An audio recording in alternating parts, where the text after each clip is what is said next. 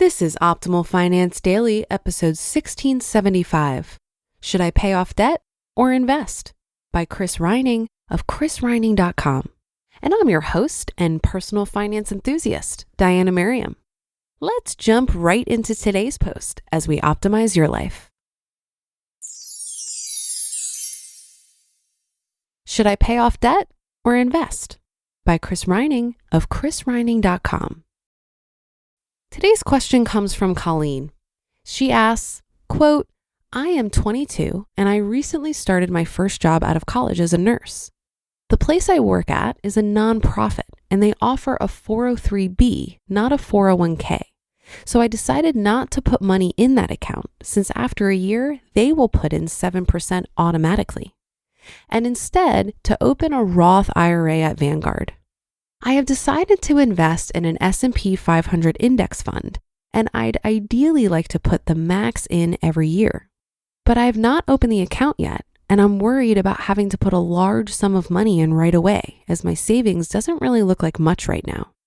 I'm wondering if you know whether I can put small amounts in at regular intervals, or if they require me to put in more money all at once.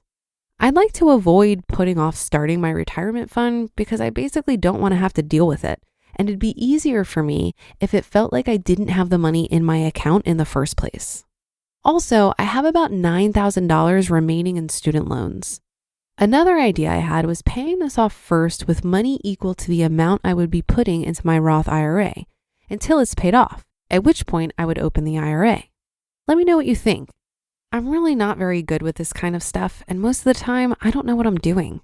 Your site has been helpful so far, and I'm hoping to gain some financial stability at a young age so I can thank myself later. End quote. If you're 22 and setting up your retirement account, you're already doing better with money than 99% of people. How do I know this?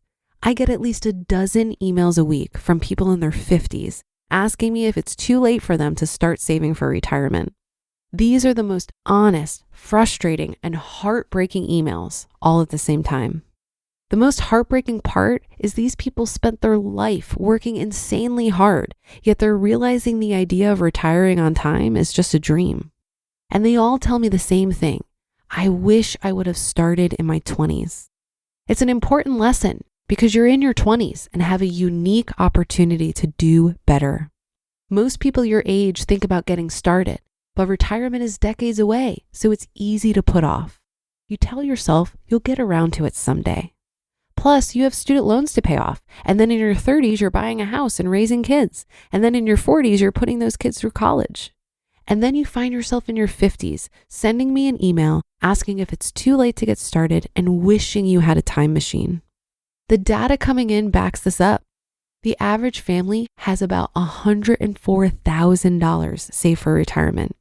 At a 4.5% withdrawal rate, that provides $4,680 a year. Okay, but what about Social Security? The average Social Security check is $1,360. And when you're living on $16,000 a year, that's pretty close to the $12,000 poverty line. That might be okay if you live a simple life, but if you want to spend your retirement doing all the things you want to do, that's not enough. Anyways, there's the question about whether it's better to pay off your student loans or invest. And here's the answer. It's always the better financial decision to do the one with the higher number. You have $9,000 in student loans, and you don't say, but let's pretend the interest rate is 4%. If you're investing in the stock market historically returns about 7%. Some years it's more, some less, and some negative, but over the decades, that's what it smooths out to.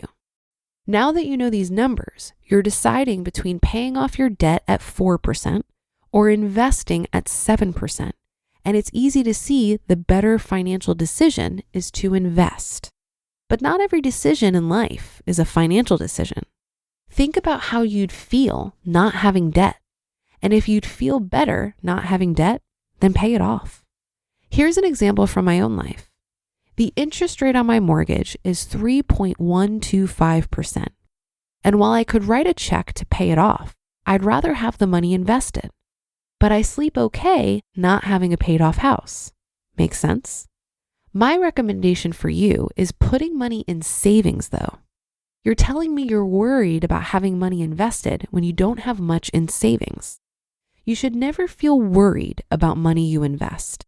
And when someone tells me they're worried about their investments, I know right away that they have too much invested. To be successful at investing, you have to invest within your comfort zone.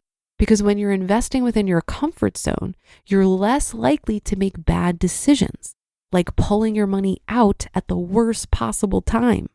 You weren't investing in 2008 when the market went down 37%. If you were a new investor worried about losing money, you'd probably pull your money out and never invest again. And that would be really unfortunate. If you focus on building up your savings, you're going to feel more secure. And when you feel more secure, you can start diverting money to investing. And the easiest way to do that is with your 403b. Your 403b probably has low-cost index funds like what you're looking for. And then the money is coming directly out of your paycheck, so you never have it. And if you never have it, you won't worry about it. And decades from now, you'll look back and thank your younger self for starting in your 20s.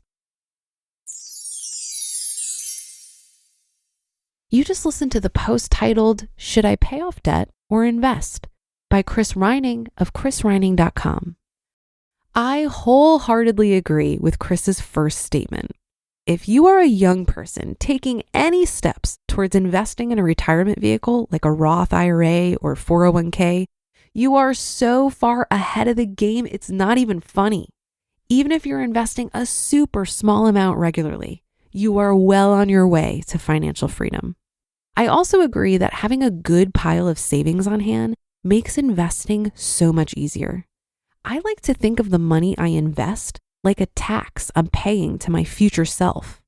When I invest in low-cost index funds, I see that money as gone because I don't plan to touch it for a very long time. Since I have a fully funded emergency fund, I can invest with confidence. I know that money can be put to work and left alone to grow through the power of compound interest because I have other money in my savings account set aside with a different job. And that job is liquidity and accessibility. I've noticed that often this question to invest or pay off debt is usually posed as this either or choice. But you could choose to do both. Pay a little more towards low interest debt while investing the rest. Or split your monthly surplus between your savings account and 401k contributions. Investing, saving, and paying off debt are all really great ways to deploy your hard-earned dollars. And there really isn't a wrong choice here. There may be more optimal ways to get to your financial goals faster. But if figuring out the most optimal way leaves you paralyzed in making a choice, then it's really not serving you. I would encourage us all to make the best decisions with the information we have now, knowing that we will continue to improve our financial strategies as we learn more.